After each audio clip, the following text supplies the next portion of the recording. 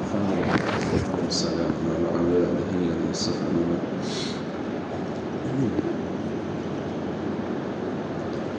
تہجد سے متعلق بیان ہے. قرآن آیات اور صحیح وغیرہ کی بکثرت احادیث کی روشنی میں تہجد کی نماز باجماع سنت ہے. بعض فقہاء نے اس کے سنت مؤکدہ ہونے کی صراحت فرمائی ہے. فقہی اعتبار سے رات کو سو کر اٹھنے کے بعد جو نماز پڑھی جائیں گی اسے تہجد کہا جائے گا. رات کو سو کر اٹھنے کے بعد جو نماز پڑھی جائیں گی اسے تہجد کہا جائے گا. لہذا عشاء کی نماز اور نیند کے بعد جو سنت پڑھی جائیں گی اسے تہجد کہا جائے گا. اگر عشاء کی فرض نماز سے قبل بھی سو کر اٹھے پھر عشاء پڑھ لے تو اس کے بعد تہجد پڑھ سکتا ہے. بعض علماء کے نزدیک عام وقت میں یعنی عشاء کا وقت ہونے کے بعد سونا ضروری ہے، اور بعضوں کے نزدیک عشاء کے وقت سے پہلے ہی سو کر اٹھے تب بھی عشاء کی نماز پڑھنے کے بعد تہجد پڑھ سکتا ہے. مسافر عشاء کو جمع تقدیم کر کے مغرب کی نماز کے بعد پڑھ لے تو وہ بھی سو کر اٹھنے کے بعد تہجد پڑھ سکتا ہے. تو گویا تہجد کی صحت کے لیے اس سے قبل عشاء کی نماز اور نیند دونوں کا پایا جانا ضروری ہے. اگر سو کر اٹھنے کے بعد کوئی شخص وتر یا کسی فرض کی قضا یا نظر وغیرہ کی نماز پڑھ لے تو اس سے بھی تہجد کی فضیلت حاصل ہو جائیں گی. تہجد میں رکعات کی کوئی تعداد متعین نہیں ہے. تہجد میں رکعات کی کوئی تعداد متعین نہیں ہے، جتنی بھی چاہے پڑھ سکتا ہے. ایک قول یہ ہے کہ اس کی زیادہ سے زیادہ 12 رکعات ہے. جو تہجد کا عادی ہو بلا کسی مجبوری کی اسے ترک کرنا چھوڑنا مکروہ ہے. جو تہجد کا عادی ہو روزانہ تہجد پڑھتا ہو بلا کسی مجبوری کی اسے چھوڑنا مکروہ ہے.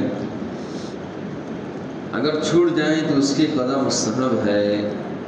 نفل مطلق رات میں دن کے مقابلے میں زیادہ افضل ہے، یعنی رات کی نماز دن کے مقابلے میں زیادہ افضل ہے. قیام اللیل اور رات کی نماز کی فضیلت کے لیے سو کر اٹھنا کوئی ضروری نہیں ہے، وہ صرف تہجد کے لیے شرط ہے. کوئی اگر رات بھر جاگ کر نماز وغیرہ عبادت میں مشغول ہو تو یہ بھی قیام اللیل ہے، وہ اس پر تہجد کا اطلاق نہ ہو.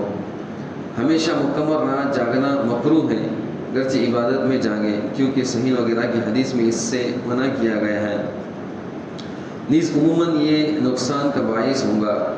تاہم محب طبری رحمہ اللہ اور بعض دیگر علماء کے نزدیک اگر رات تمام رات مسلسل بیداری کسی کے لیے نقصان کا باعث نہ ہو تو اس کے حق میں یہ مکروہ نہ ہوگا. بالخصوص جسے اللہ تبارک تعالیٰ کے ساتھ مناجات میں بڑی لذت و لطف حاصل ہو، ایسی صورت میں کسی ناگوار امر کا خطرہ ہو تو کراہت ہوگی ورنہ نہیں.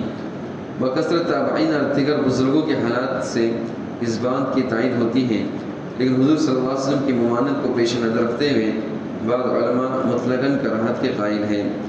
چوکی داری وغیرہ جیسے اعذار کی وجہ سے رات بھر جاگنے کی نوبت آئے تو یہ بظاہر مکروہ نہیں ہے. رات کا اتنا حصہ جاگنا جو مضر اور نقصان دہ ہو مکروہ ہے، وہ مکمل رات نہ جاگے. بعض راتوں کو مکمل جاگ کر عبادت میں گزارنا مکروہ نہیں. صحیح میں آپ رمضان کا آخری عشر تمام رات عبادت میں گزار دیتے تھے. رمضان کے آخری عشرے اور دونوں عید کی راتوں کو مکمل جاگ کر عبادت میں گزارنا مستحب ہے. صرف جمعہ کی رات کو یعنی جمعرات اور جمعہ کی درمیانی شب نماز کے ساتھ خاص کرنا مکروہ ہے. صرف جمعہ کی رات کو یعنی جمعرات اور جمعہ کی درمیانی شب نماز کے لیے خاص کرنا مکروہ ہے، کیونکہ صحیح مسلم کی حدیث میں اس سے منع کیا گیا ہے. کسی دوسری رات کو اس طرح نماز یا کسی دوسری عبادت کے ساتھ مخصوص کرنا مکروہ نہیں ہے. اسی طرح شب جمعہ کو نماز کے علاوہ تلاوت، ذکر اور درود وغیرہ عبادت کے ساتھ مخصوص کرنے میں کوئی کراہت نہیں ہے، بلکہ اس رات درود شریف کی کثرت کی بڑی اہمیت ہے. بعضوں کے خیال میں اس رات درود پڑھنا بجز سورہ کہف کے قرآن کی تلاوت سے بھی افضل ہے. بعضوں کے خیال میں اس رات درود شریف پڑھنا بجز سورہ کہف کے قرآن کی تلاوت سے بھی افضل ہے. یعنی جمعہ کی رات سورہ کہف کے علاوہ زیادہ سے زیادہ وقت درود شریف میں گزارے. اگر جمعہ کے ساتھ اس سے پہلے کی یا بعد کی رات میں بھی جاگے تو قرات ختم ہوں گی. اگر کسی نمازی یا سونے والے شخص وغیرہ کو تکلیف نہ ہو تو رات کی نفل مطلق میں جہر اور سر کے درمیان تلاوت کرنا مستحب ہے. یہ رات میں تھوڑا زور سے پڑھنا ہے اور دن میں تھوڑی آہستہ آواز سے. بعضوں کے نزدیک بہتر یہ ہے کہ کبھی آواز سے اور کبھی آہستہ تلاوت کرے. علامہ کی توفیق عطا فرمائے.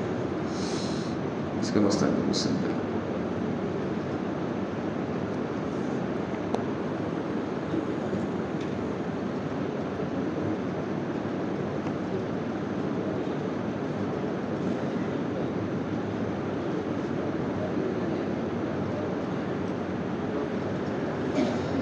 پہلی رکعت میں 2 رکعت میں بعد میں 1 رکعت تو اس میں وجہ تو پڑھ سکتے ہیں. وطر کی پہلی رکعت میں وجہ پڑھنے کا کیا حکم ہے؟ وجہ ہر نماز کے اندر پڑھنا سنت ہے. جو بھی نماز ہے نا اس میں وجہ دعا افتتاح کو بولتے ہیں تو اس میں وجہ ہے یہ پڑھنے کا سنت ہے. وطر ہو چاہے فرض نماز کے آگے پیچھے کی سنت ہو چاہے تہجد ہو کوئی بھی نماز ہو ہر نماز میں پہلی رکعت کے اندر وجہ پڑھنا سنت ہے. 2 میں پڑھی اپنی پھر الگ سے 1 رکعت پڑھیں تو اس میں بھی اب کیا کریں گے تہجد پڑھیں گے وجہ پڑھیں گے. وجہ تو ہے تو اس کے علاوہ دوسری دعا بھی دعا افتتاح ہے. اللہ باعث بینی و بین خطائے کا بارک اللہ مختصر ہو جائے اس کے بعد پڑھ سکتے ہیں.